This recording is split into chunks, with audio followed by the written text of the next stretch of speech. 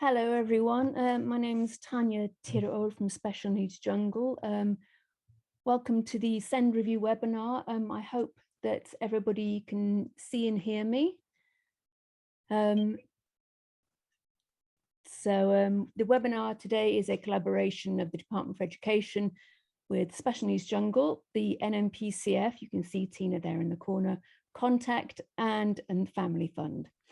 So today we're delighted that the Children and Families Minister, Will Quince, who has responsibility for SEND, is joining us to answer your questions.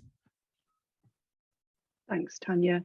If you've read the slide, you will see that we're starting with a brief update from the Minister, followed by us asking him some questions that we've had frequently asked or whether they've been submitted.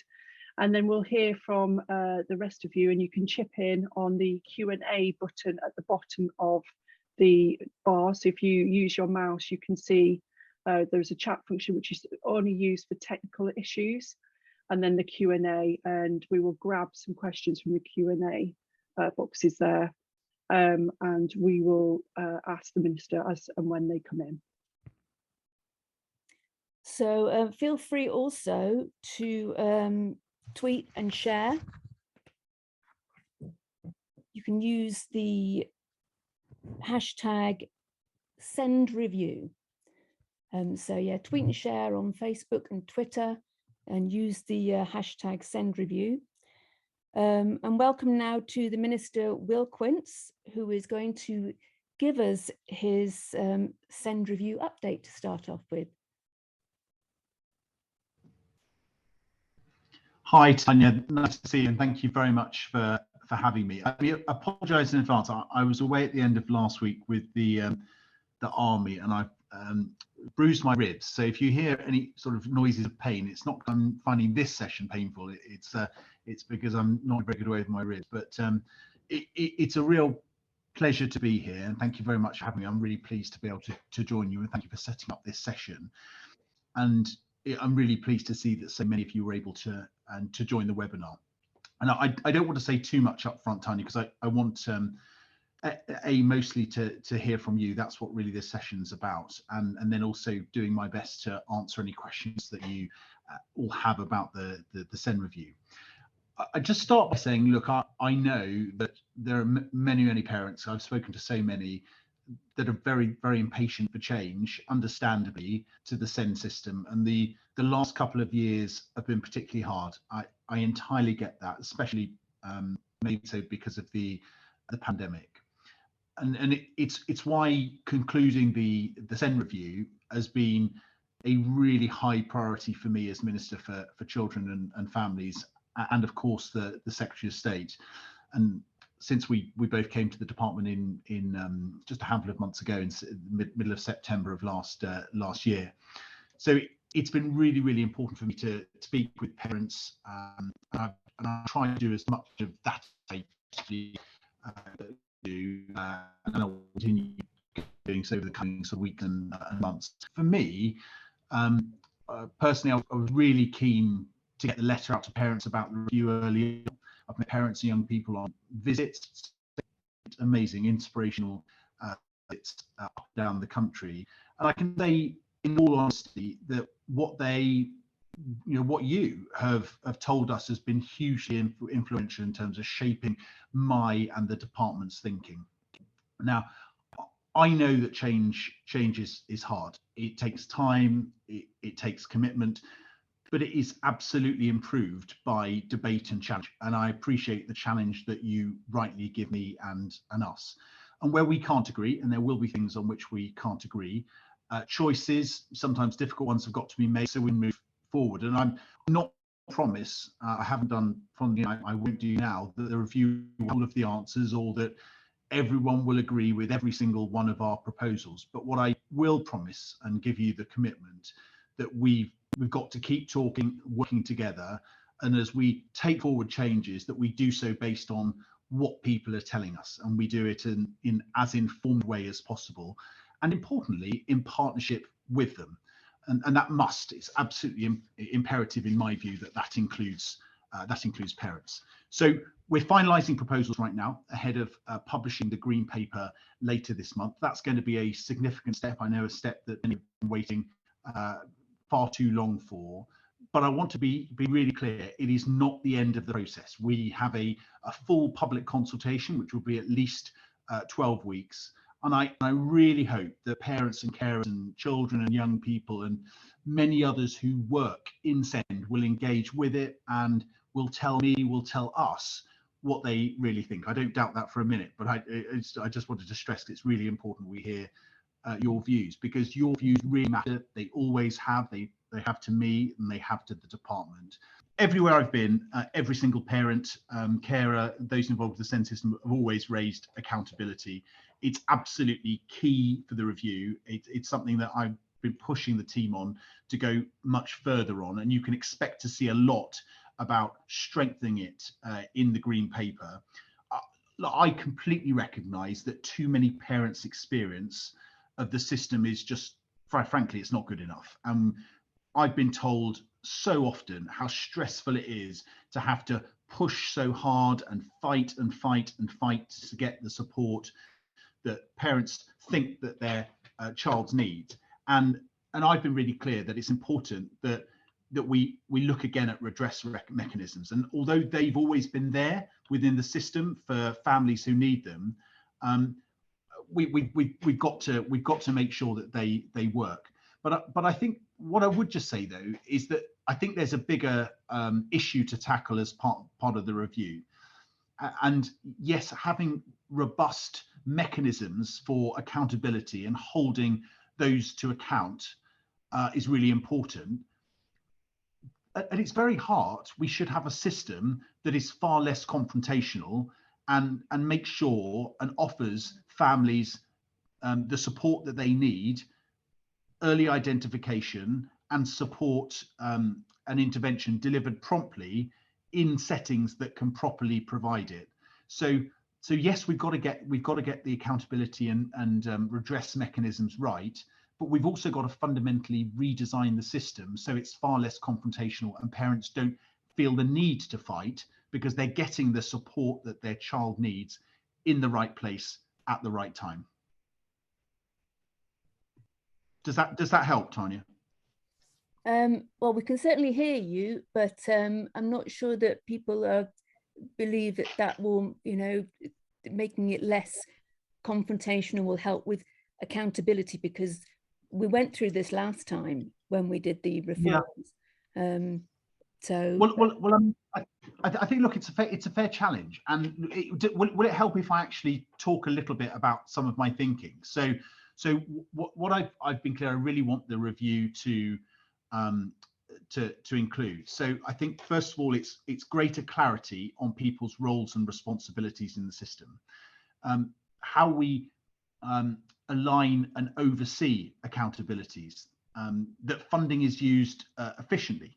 How can we improve mainstream provision? How do we reduce the amount of local variation so we don't have this postcode lottery? How we reduce the number of lengthy, stressful, and sometimes very expensive tribunal appeals, and of course the emotional pressure that comes on families in doing so. So I'm alive to all of those issues, and I've been really clear with the team that the review has got to answer those questions for parents. Thanks, Minister. It's Tina from the NMPCF. So one of the other frequently asked questions, again, is about money and value. So by 2018, the last reforms had cost over £600 million, but the Local Government Association said there was still £500 million funding gap for SEND. So how will we ensure that these new reforms don't make the same mistakes again, and implementation money isn't wasted? It's disabled children who need value for money, not just LAs. So have you got an answer for that, please? Yeah, Tina, it's a really good question. And although funding inevitably will play a part in the review, its outcomes and doing the right thing by children with SEND that is very much at the forefront of my mind. I completely agree with you. Fundamentally, value for money is about making sure that funding is used to provide children with SEND the most effective support. And we've looked really hard at the way we implemented the 2014 reforms and what lessons we can learn from that. And the Green Paper will set out our plans to implement the changes we're proposing and the resources we'll have to support that implementation. Thank you. So this question here it's about mainstream. Parents are saying, why does the government seem to want to force children into mainstream schools, preference for mainstream schools, when schools don't have the money, they often don't have the will, they don't have the training, and they don't have the space for them. Why bother forcing square pegs into round holes when quite often they just end up getting excluded? Tanya, it's a really fair question, and I absolutely don't want to see that happen. And the government's never had a policy, and it's certainly not my policy, of forcing children with SEND into mainstream schools.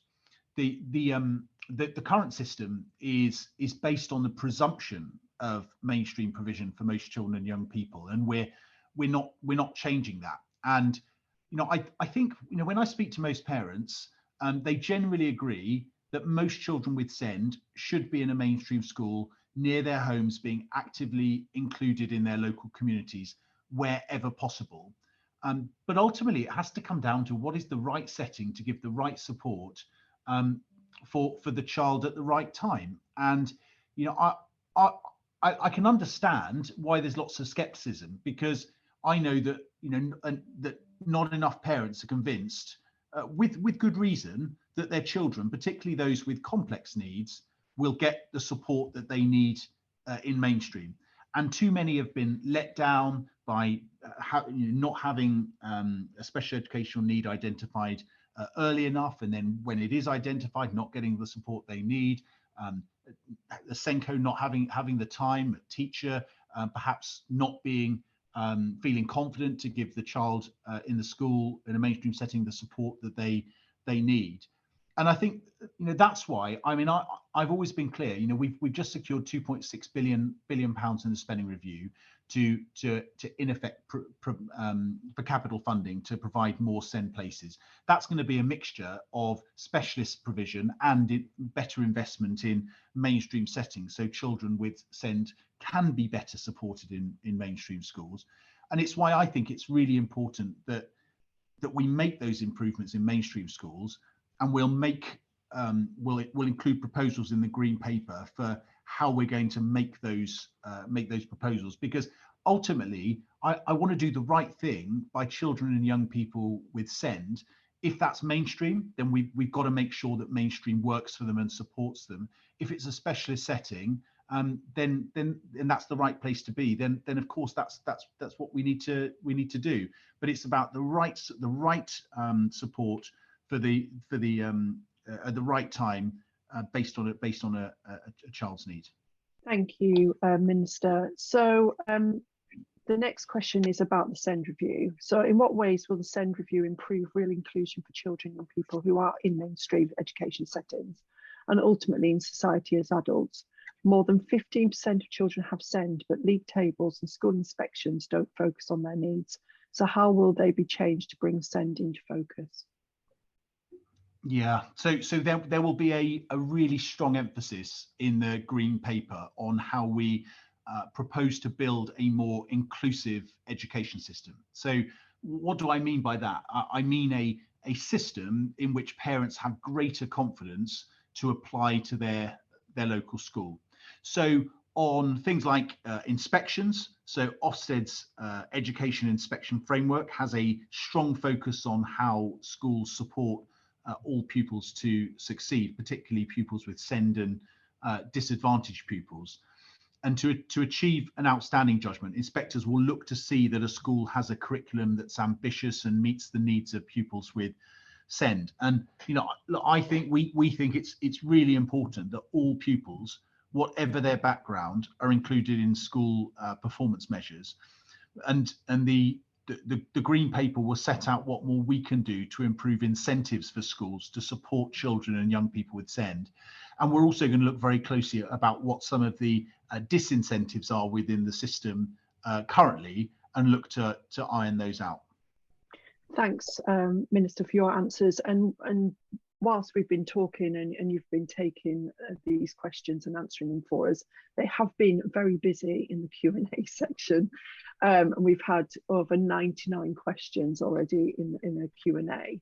So we'll hand over now to Renata and Sarah, who will be going through those Q&As, and we'll be picking out some for you to answer as we go along. Yeah, hi there. I hope you can hear me okay. The first question I want to start with is about Empower Consulting. We've had lots of questions coming in about them. And so we're wondering if you could tell us more about the DfE's new 1.5 million contract with them. And given the fact that the SEND review hasn't concluded, is there still going to be a consultation period? What has Empower been asked to do at this stage in a way that doesn't preempt the green paper? Thanks, Renata. So the first thing to say is on the consultation, I've been really clear that we need a minimum of a 12-week consultation, because, well, to be frank, although obviously there is a huge amount of work that's gone into the SEND review, and the green paper will make a number of proposals, I think there are inevitably going to be elements in there which people will have either further questions about, will have comments about, and have things that they either will agree with very strongly, be lukewarm about, or disagree with. And I think that minimum of a 12-week period to go through that at some length is going to be really important. On the provision with Lincolnshire, I mean, fundamentally that was about delivering both better value and also in terms of finances, but also working to improve outcomes. I probably can't say a huge amount more about it at this stage, but I will gladly do so at a later date. But I've seen the press reports as well over the course of the weekend. Hello, Minister. It's Sarah from the ANPCF. My question is around joint working, and there's lots of questions around health and health services, particularly CAMS, and how it's a broken system, and how not getting diagnosis and mental health support particularly is affecting families, and how is the SEND review going to bring everything together? It's a really good question, Sarah. And I think one of the this is another thing that comes up time and time again. I mean, it's all well and good having an early identification within schools. We can have more enhanced training at initial teacher training level and Senkos, but ultimately if the local health systems aren't lined up to then offer the support that a child may need, for example, speech and language therapy or some other kind of therapy, we're going to be back into the same position. And I've been working really closely with my counterparts at the Department for Health and Social Care, as has the Secretary of State with the Secretary of State for Health and Social Care, to make sure that we're really joined up. And I think that working together across different agencies is so important to provide support to children and young people. And I've been working really closely with them as part of the SEND review process. We absolutely know that this needs to improve, and the green paper is going to set out some new ways of working that embed collaboration at all stages. And I'll continue to work, will continue to work with the health and care system, so we're aligned with the implementation of the new ICSs, or the integrated care systems, and also alongside that the government response to the independent care review. Having said that, Sarah, look, I'm not going to. I'll be frank with you, as I've tried to be throughout since my appointment. The biggest worry bead I have is us not being able to effectively at a local level link up our ambitions with local health provision. And that's why I'm putting so much emphasis on the work that we're doing with my counterpart at the Department for Health, because this has to be a joint and shared endeavour. Okay, this question's focusing on the slightly older young people, those that are preparing for adulthood. Reforms recognise that many of our young people need to stay in education for longer, and that's become even more important due to time lost during COVID shielding. And there are currently around 30,000 20 to 25-year-olds with the HCPs. So the question is whether or not you believe it's right that future 20-year-olds will have to decide between completing their education and eating, given that the Department for Work and Pensions has closed off all access to benefits to cover living costs. So I think I can certainly pick that question pick that up with my department, my counterparts at the Department for Work and Pensions. I'll probably need a little bit more detail in terms of the changes you suggest have been made in relation to DWP policy, but I'll gladly look into that further and come back to you. And my question is around training. Is training included within the SEN review, and for SENCOs and teachers across a broad range of disabilities? Basically, does it include deafness as well as autism? And the other part to the question was around training for SEN team officers. Will there be a qualification around producing good outcomes within plans as well? So I think the green paper will make a lot of this clear. And we've listened, and I think training has come up time and time again, in part because we know that a lot of teachers don't feel confident, and every teacher should be and is a teacher of SEND, but we know we need to do far more around initial teacher training, around ongoing continuing professional development, and around the training for SENCOs. So expect to see us talk a lot about training in the green paper. The next question is, how can we stop LAs not providing any educational provision during an EHCP appeal? Currently, the LGO won't look at this time period, and local authorities have become very aware of this.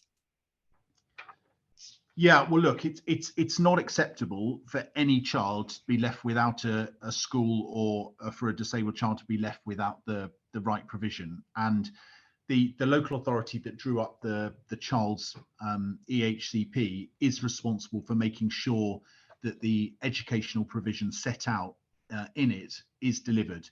And this includes admission to the named school, and the school is obliged to admit the child if it's named on the plan. And any decision about provision for children with SEND should be made jointly, taking very much a person-centered approach with the views of children, young people and parents taken into account when those decisions are made. It's unacceptable. It shouldn't be happening. My next question is around SEND children being out of school, and what's being done to support those families, as many are being excluded. There's particular hostility towards families as well, around them receiving fines, and yet the schools aren't fined if they're not allowing their child to attend the school full time. Do you think, Sarah, you would be able to send me some examples of that? Because I'd like to look into that further, because that shouldn't be happening. I mean, at the moment there is a lot of discretion when it comes to the head teacher, but if guidance isn't being followed, then I'd want to have a look at that. So if you can send some examples, I'll gladly follow up on those. So one of the things that families are feeling quite got at is that when attendance from school refusal is getting low, they're being threatened with being fined, and yet they don't feel that they're getting support. Is that sort of side of it going to be covered within the SEND review? So I will certainly look into that further. I mean, ultimately, there will still be discretion for head teachers, but schools should be taking an inclusive approach. That's the sort of thing that I wouldn't want to see. I don't believe there are many parents out there that are deliberately keeping their children off school and any head teacher should recognise some of the challenges that the children within their on their register may face. And I would suggest a fine isn't the answer. Identifying what additional support needs may be required is the answer. Just to pick up on what you were saying before about decisions needing to be made with the families, have you given any consideration to having lay members on panels for SEND within local authorities? In that way, decisions could then be made sort of like not just looking at resources, but also looking holistically at child's needs. So I haven't, Renata, given much thought to that. I don't, as far as I'm aware, that's not a proposal that's been put to me so far. But look, please feed it in. Feed it in as part of the review. I'll certainly take it away now and explore it further myself. You know, I'm open to ideas. So especially for those with considerable experience in the system. So do keep firing them over. We also have a question around post 16 to 25 and how it still feels a huge cliff edge for many, many families, and how will preparing for adulthood become, how will the system improve for those families? So I think you have to wait for the, I'm tempted to sort of go into a bit more detail, but I think I'll give you a teaser. So I mean, certainly in terms of we're expanding the supported internship scheme, but in my view, I really want us to go a lot further. And you know, I was up in a college in Cumbria just a handful of weeks ago, meeting with a number of young people and their parents, some of whom are just turning 16, some have just over 18 and have just been through the system. And they gave me lots of food for thought in this area. So all I would say is I'm really ambitious about what more we can do in this space, and it doesn't all sit within the Department for Education. I think we need to do a lot more with our colleagues at the Department for Work and Pensions, but also other government departments and local government too, to make sure that we're giving far more opportunities, not just for work experience, but for internships and paid roles within local authorities and government agencies too. Moving to early years now, is there anything in the pipeline to improve SEND services for the younger children? For example, access to funding before 3 or 4 years old? So I mean, again, I'm tempted to sort of head into the green paper a bit, but obviously the earlier that we identify a support need, the better. And I'm certainly keen to explore what more we can do in early years settings around again the training side of it. So ensuring that early years educators are very much alive to some of the issues, and also what support is available, and working alongside the NHS and others around diagnosis. So I suppose what you're tempting me to go further than I probably should, because it's still work in progress, but watch this space, and I think I'm very keen to do more in the early years space. So lots of people are also asking, when are we likely to see the SEND review, and whether or not you can give us a date for that, and how it will tie in with the school white paper and the social care review. Yeah, but yeah, so I can certainly give you a bit more clarity. So I can't give you a date because it's still all being worked up, but it's certainly going to be this month. The school white paper will come first. It's very, very much joined up.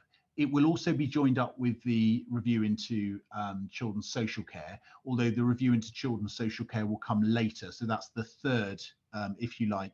And in part, that's because although I'm working really closely with Josh McAllister, who's leading on the independent review, I'm also conscious that we have the national panel that is reporting on the tragic deaths of Arthur and Star, and I think Josh rightly concluded that he wanted to ensure that any findings as part of that national panel review was incorporated into his review too. So the sequencing will be school white paper, then the SEND review, which will both be this month, then followed by the independent review into children's social care, which is likely to be a little bit longer, but very much still on the horizon. And understandably, they will all talk to each other in numerous respects. Given that there's been a strong focus on the rhetoric of multi-agency working since the reforms in 2014, how will the review tackle the issue that this has never really translated into practice? For example, health and social care input into EHCPs has been minimal.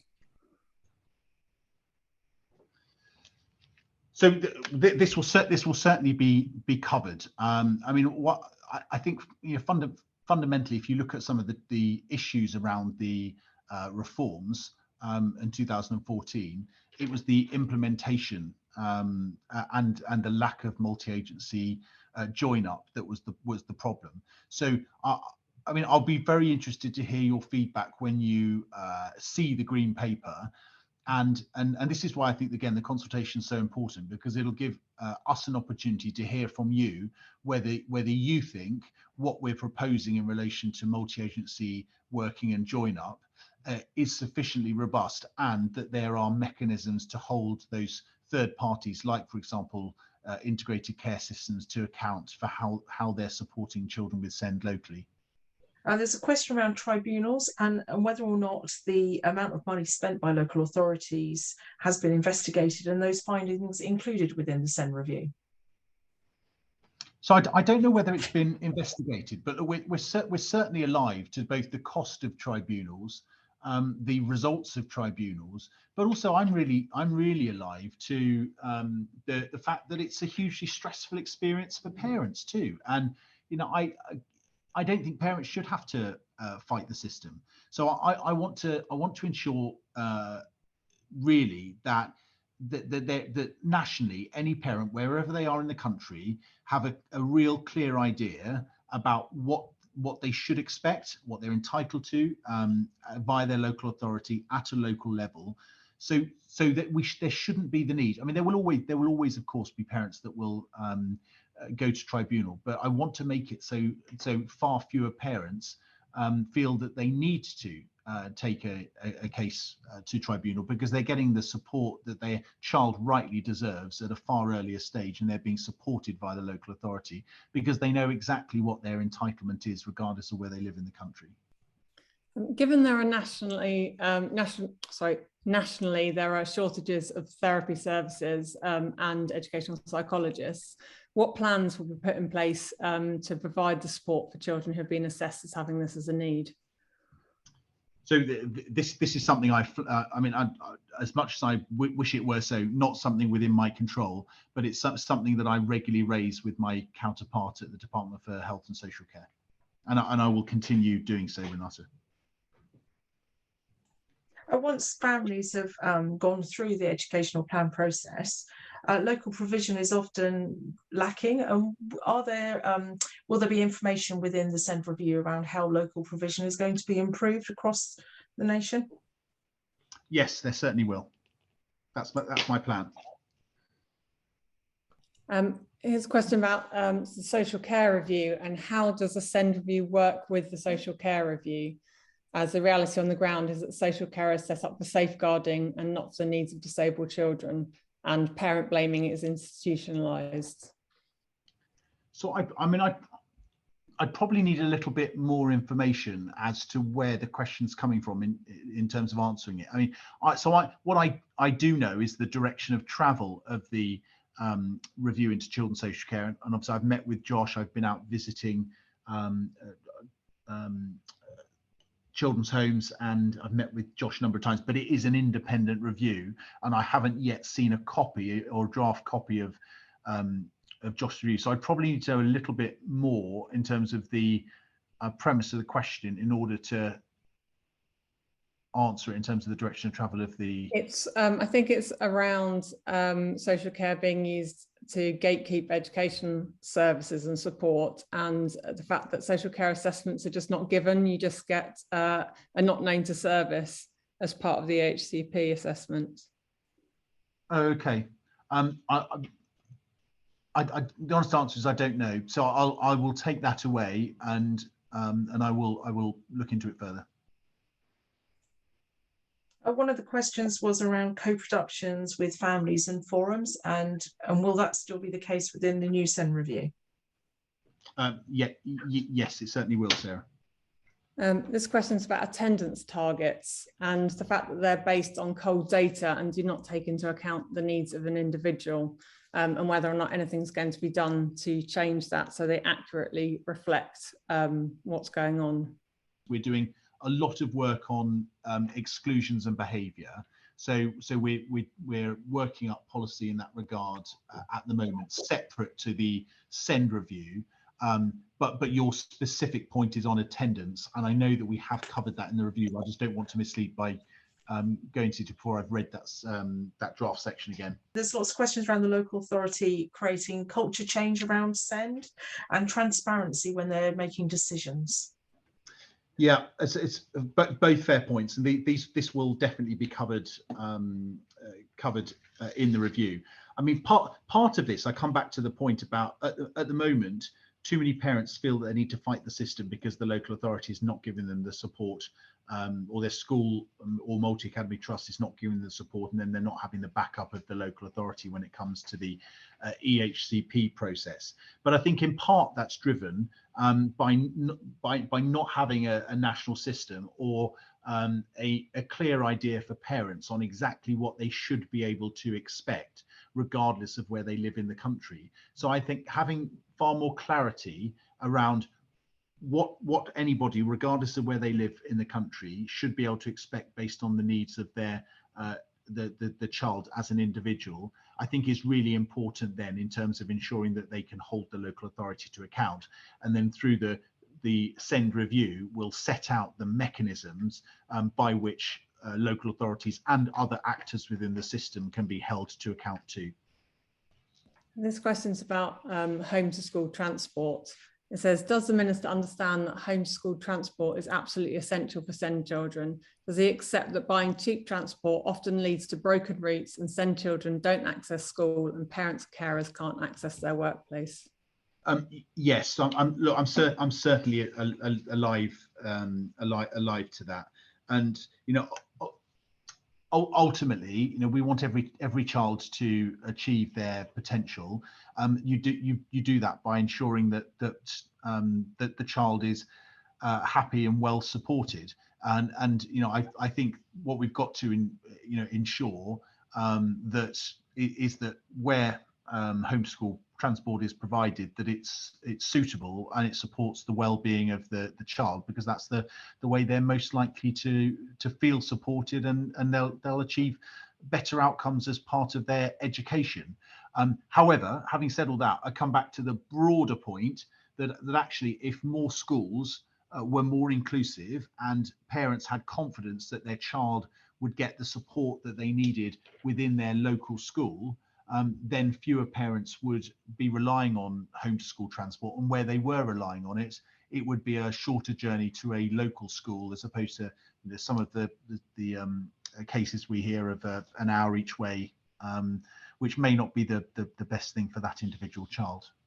And I suppose the other thing to add, Renata, to that is that as part of the 2.6 billion that we're investing in as part of the spending review period over the next 3 years on new places, it's ensuring also that there is specialist provision closer to those who currently need it. So I'm conscious that far too many people are travelling too far at the moment for the provision that their child needs.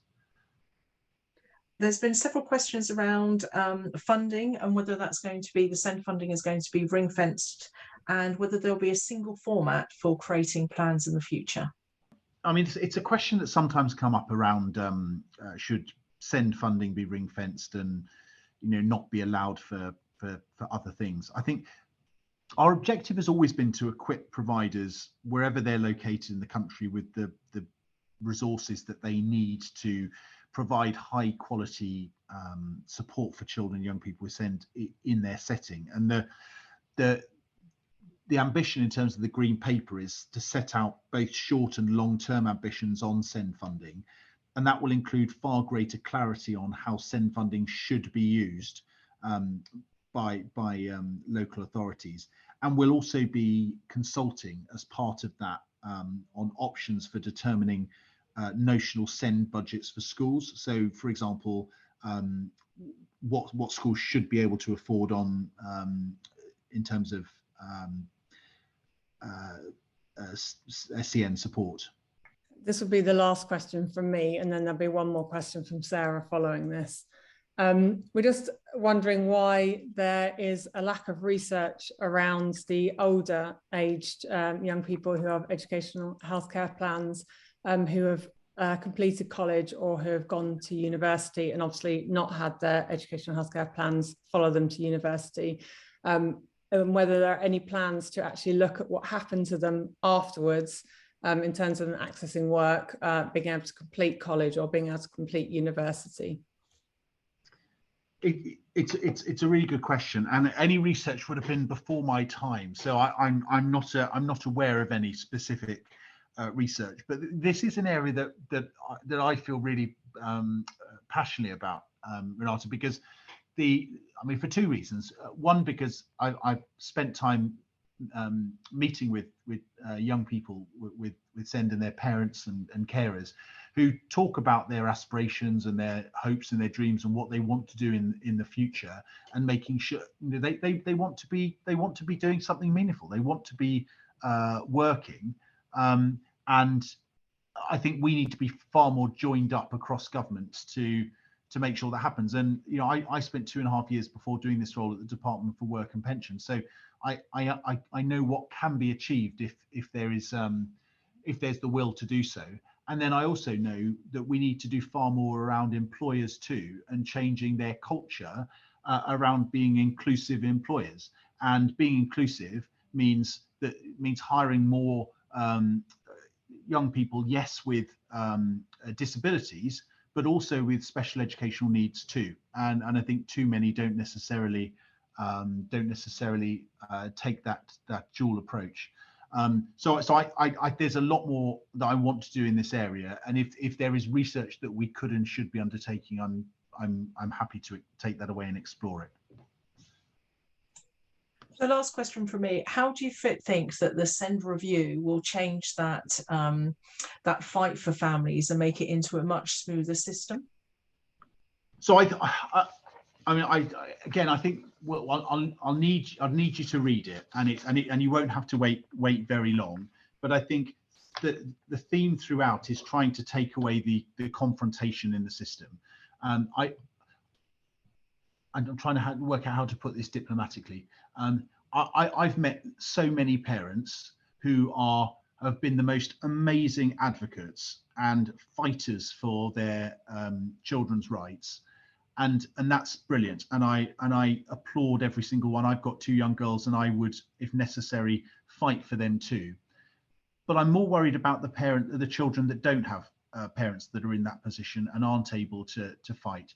And as a result, I want a system where nobody has to fight.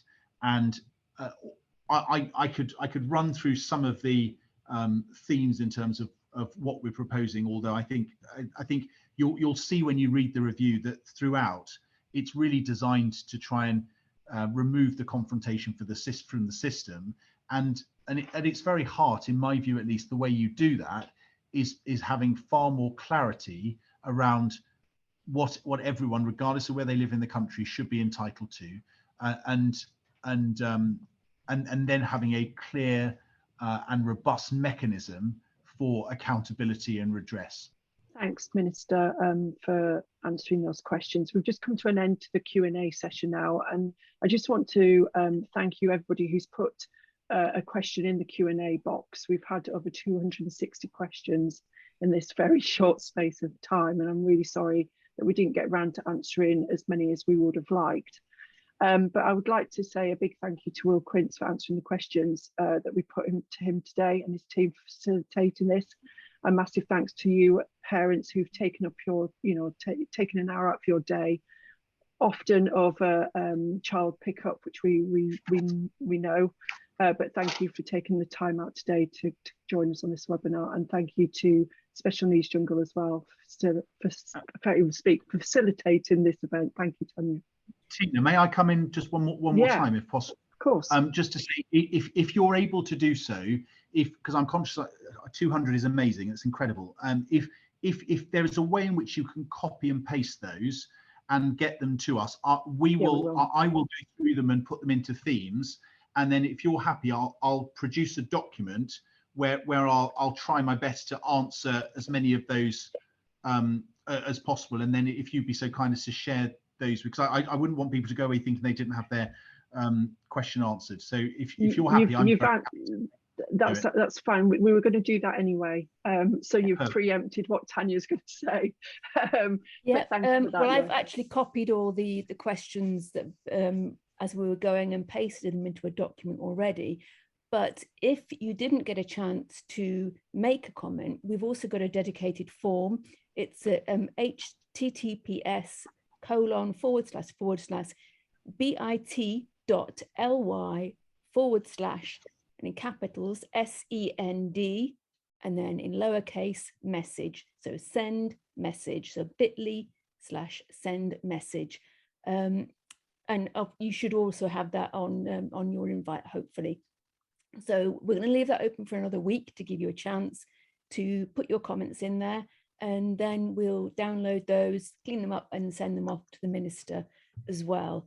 But thank you again, Minister, for joining us. I think it's been a really good session. Obviously, you can't blurt out everything that's in the SEND review, but we do hope that we can have another one of these when the SEND review is out. That will be fantastic. I'm very happy to get to that, Tanya. Yeah, very happy to do that. Thank you. Tina. Yeah, there will be more chances, of course, to participate over the next coming months. There will be a consultation on the Green Paper when it's finally released. And also watch out for everybody's social media and sign up to newsletters to keep in touch. All the organisations on this call do those anyway, and Special Needs Jungle do them regularly as well.